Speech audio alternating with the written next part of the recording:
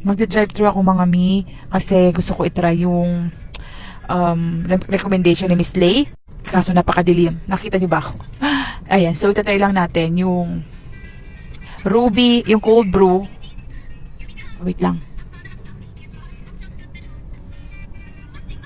Paliko kasi ako mga mi. Ruby, cold brew na may pomegranate pearls. Ewan ko, basta yan yung sabi ni Miss Lay, Laysky. Kung kilala nyo yun yung mga food vlogger, ganun. So, masarap daw. Ay, ang ganda ng mga nila, yung pampalit ng sticker, wait lang. So, ayan yung mga holiday treats ng Starbucks ngayon. So, nag-drive to na lang ako mga mi kasi kasama ko si Baby Lucas. Tapos, ayan yung mga ipapalit, Gusto ko talaga yung parang tumbler na yan. Ewan ko makaka-collect ako. Ayan yung Christmas, nila, drinks. Ayan. So, pina-flash naman nila sa screen. Magkano ko DIY yung yung kay Miss Lay, yung honey ruby grapefruit, yung anong difference nung gitna at saka yung anong difference ng price ng middle size saka sa 20? Pero hindi ko lang medyo maintindihan po. Yung yung tawag doon, anong difference nung price ng middle na size saka yung 20? Bali 15 pesos difference. 15 pesos, yung malaki na. 20 ka na pa? Oo, with pomegranate pearls. Okay. Nakita ko lang kasi try ko lang. Okay. Ano pa po? Yun lang, gusto ko lang i-try. Ay, di ba yung ruby grapefruit? Yung kay... Yeah, Okay, thank you. Yeah, meron. Okay, Yeah, thank you. Ang hirap pag hindi mo talaga kabisado. May ano pa ako, may kodigo pa ako. Nakita ko lang kasi kay Miss Lay, sabi masarap daw. Mga mi ikiklear ko lang hindi po ako palagi nag-Starbucks. Baka sabihin nyo naman ang mahal ng... Opo. Di ako talaga everyday kasi syempre pricey ang Starbucks. So, pag may chance, kahit every weekend, ayan, try ako. Kasi nga, syempre gusto ko rin mag-stickers. Pero hindi ako everyday mga mi FYI sa baka sabihin lagi. Kasi mahal po yan. So, hindi siya practical na lagi kang magagawin Starbucks. Tsaka sa health mo na rin. So, excited na ako. Ayan yung kodigo ko. Yung kay Miss Lay. Sana masarap. Ako na susunod. Grabe lang talaga influence niya.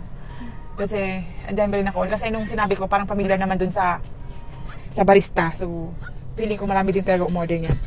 And, sakto, nagkikrave ako ng drinks. Total weekend naman. Sabi ko kasi, every weekend, kailangan mag-treat naman ako sa sarili ko ng drinks. So, ito yung ngayong week. Tsaka madagdagan yung stickers. I need some stickers. Ako na. Hi. Hello.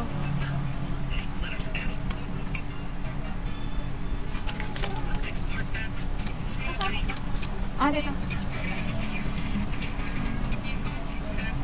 Ano yung inom kanina? Yung first taste ba yun? Yung inom niya kanina, maliit. Ano ba yun? Order nila? Ano po yun? On the side milk. On the side milk. Talagang tinador tayo ng libre. Di pala yung libre. Side milk daw. Kakahiya. Ito po. May straw yan, di ba po? May straw.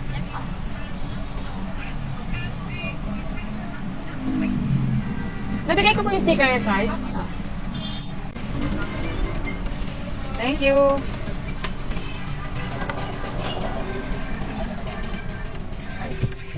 Alis na tayo kasi may nakapila sa likod.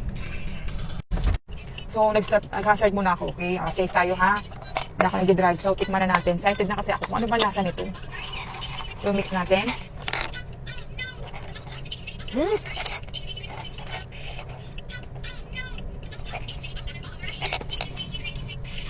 Ang sarap!